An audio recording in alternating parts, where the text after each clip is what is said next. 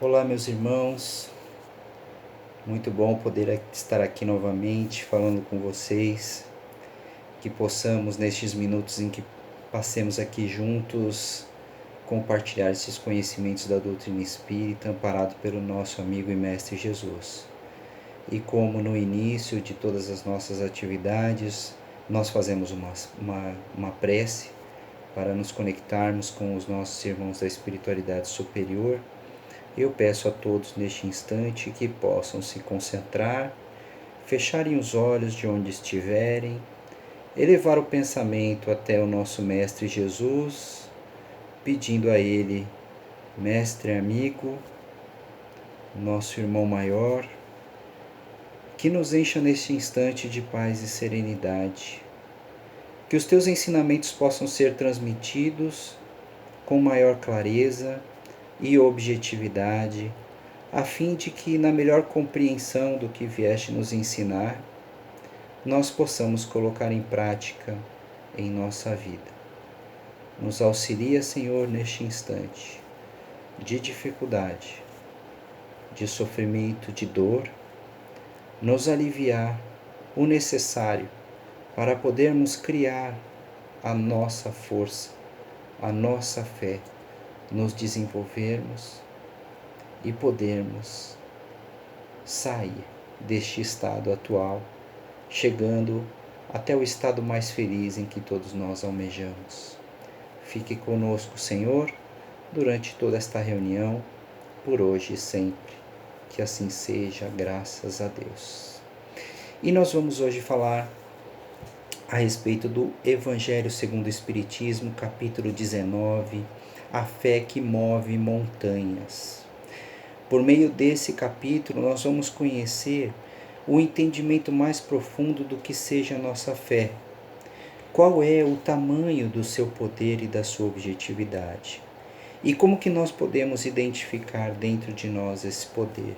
Será que esse conhecimento da fé necessita que nós estejamos prontos, aptos para poder desenvolver essa força? Ou será que por meio de alguém de fora de nós, alguém que vai nos ensinar o que seja a fé, é que nós vamos aprender a fé e vamos nos fortalecer nela? Que força é essa? A fé é como se fosse uma crença? É algo que simplesmente eu acredito e pronto? Eu não tenho que ter nenhuma fundamentação para poder confiar?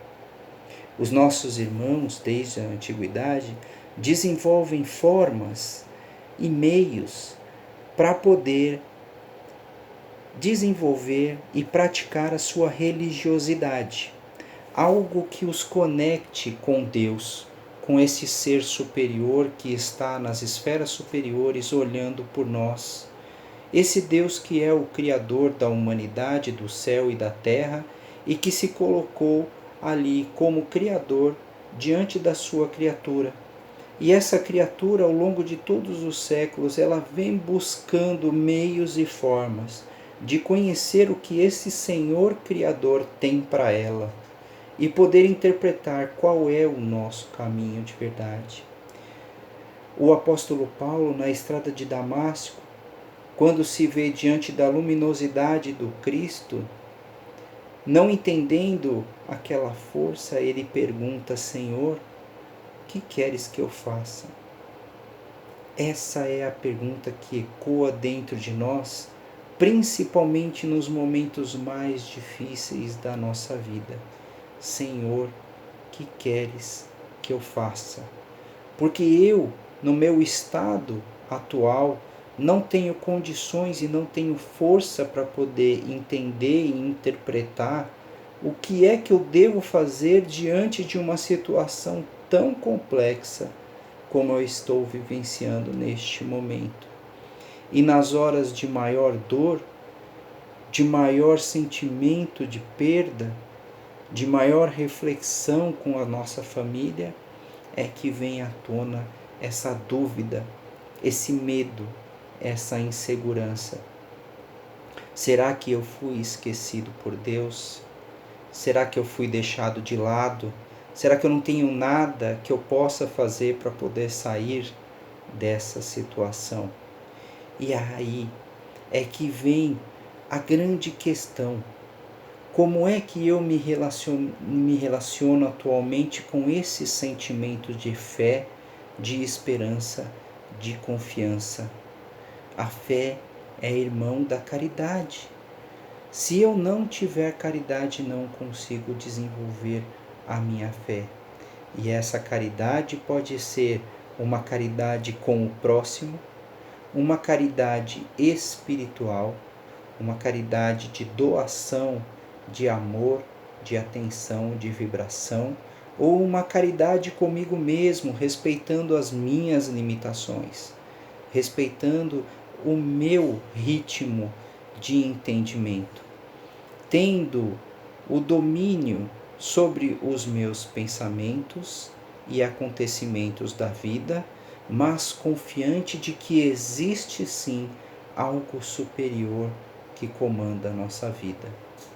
Para nós, que somos espíritas, é muito mais fácil de absorver esse entendimento, porque nós sabemos que não viemos apenas dessa existência, não nascemos apenas agora com as coisas que nos acontecemos. Tudo que nos aconteceram nessa existência, todos nós tivemos um passado, uma outra existência. E como no decorrer dessa existência nós estamos percebendo que muitas coisas precisamos fazer, na anterior também deixamos de fazer muitas coisas. Deixamos de aprender como se convive em família, como se ama o próximo de verdade, como se ama a si mesmo. E o grande aprendizado da nossa vida é aprender a amar. Amar a nós mesmos e amar ao próximo. Porque se o Cristo diz ame ao próximo como a si mesmo, sem amar a si mesmo, não saberei amar ao próximo. Então, para nós espíritas que entendemos que não estamos apenas nessa existência, sabemos que muita coisa vem de vivências do passado. Que lá nós não nos completamos e que viemos com a oportunidade de nos completar. E ao chegar na espiritualidade antes dessa nova encarnação, nós fizemos a escolha das nossas provas, que serão as situações que irão mostrar para nós a nossa capacidade de vencer, de ter a vitória sobre os nossos atos. E o que isso tem a ver com fé? Isso tem tudo a ver. Porque se eu, de uma forma racional, compreendi que eu estou aqui nessa encarnação para poder cumprir os objetivos a que me propus na espiritualidade antes de chegar aqui, então é aqui e agora que eu devo exercer o meu maior esforço de atividade para a transformação. E quando eu sinto que dentro de mim tem algo que precisa ser transformado, tem algo que precisa ser melhorado, seja no meu campo profissional, seja no meu campo material, seja no meu campo de saúde, seja na minha família, esse é o momento em que isso deve ser feito. É aqui e agora. Eu não devo perder a oportunidade. E veja, mas com tantas coisas, com tantos obstáculos que estão acontecendo, como é que eu supero esses obstáculos? E aí eu me recordo de uma passagem em que o Cristo disse que se nós tivéssemos a fé do tamanho de um grão de mostarda, nós poderíamos fazer muitas coisas. Nós poderíamos transportar as montanhas e tirá-las de um certo local e movimentá-las para outro lugar. O Cristo nos alerta que nós temos uma força dentro de nós que ela é infinita. Ela é uma força potencialmente, se for bem utilizada, ela é potencialmente capaz de transportar montanhas. E que montanhas são essas que o Cristo quis nos explicar? As montanhas e os obstáculos da dificuldade que nós possamos enfrentar para chegar do outro lado. Se nós queremos atravessar um rio e se não tem uma ponte para facilitar essa travessia, nós temos que desenvolver técnicas, força, estratégias para chegarmos do outro lado do rio, porque é lá o lugar onde eu devo chegar e o rio é a minha prova. O rio é a minha prova. Se eu devo chegar no momento em que a minha vida financeira esteja equilibrada, o trabalho é a minha prova. O trabalho é o meu rio. Esse é o caminho que eu devo atravessar para chegar do outro lado. Se eu tenho problemas graves de saúde, a saúde, o tratamento é o meu rio. É o caminho que eu vou chegar para o outro lado. E a fé é a força que vai me transpor de onde eu estou para o outro lado do rio, para aquele momento que eu quero. E essa fé não está em algum lugar e nem em nenhuma religião, em nenhuma doutrina. Essa fé é um germe, ela é uma semente, ela é uma força que potencialmente, de forma latente, está dentro de nós. Ela está ali, só esperando para ser desenvolvida. E como é que eu desenvolvo essa fé? Testando. Não existe outra forma de eu desenvolver essa fé. Não existe uma maneira mágica, uma palavra, um livro que eu vou ler que vai me dar um estalo e eu vou ter a força e a fé. Não existe. Eu preciso desenvolver. Eu preciso primeiro ter a certeza de que ela está aqui, porque está. Ela está aqui, dentro de mim. Quando eu tiver essa convicção, então eu vou começar a exercitar a fé. Eu vou começar a dar o primeiro passo em direção daquilo que está sendo o meu obstáculo. Eu vou começar a enfrentar, acreditando que eu tenho força para superar e acreditando que aquele é o caminho, aquele é o rio que eu tenho que atravessar. Eu lembro de uma história em que uma família americana, é uma história verídica, teve um filho adotivo, um jovem que já estava na faixa dos 16, 15 anos de idade, e ele foi viajar com os amigos na casa da família de um amigo, e lá, naquele local, no interior dos Estados Unidos, havia um lago, e o lago estava congelado. Enquanto ele brincava ali com os seus amigos, um acidente aconteceu. O lago rachou, a parte congelada rachou e ele caiu. Ele e outros amigos caíram, mas ele não conseguiu sair.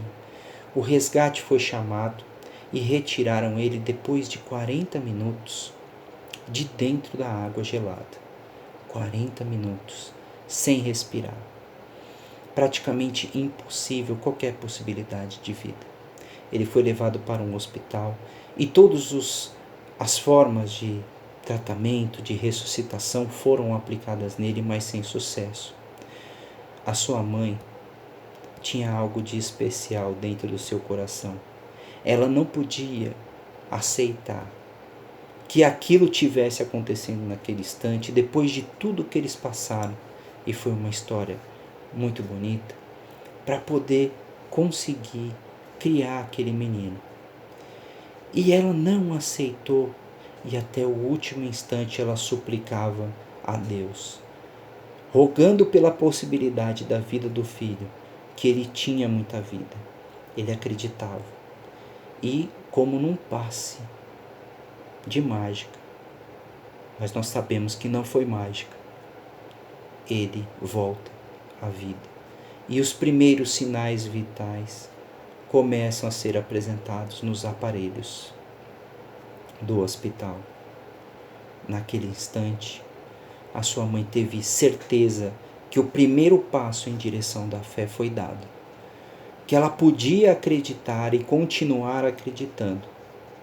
E assim ela fez.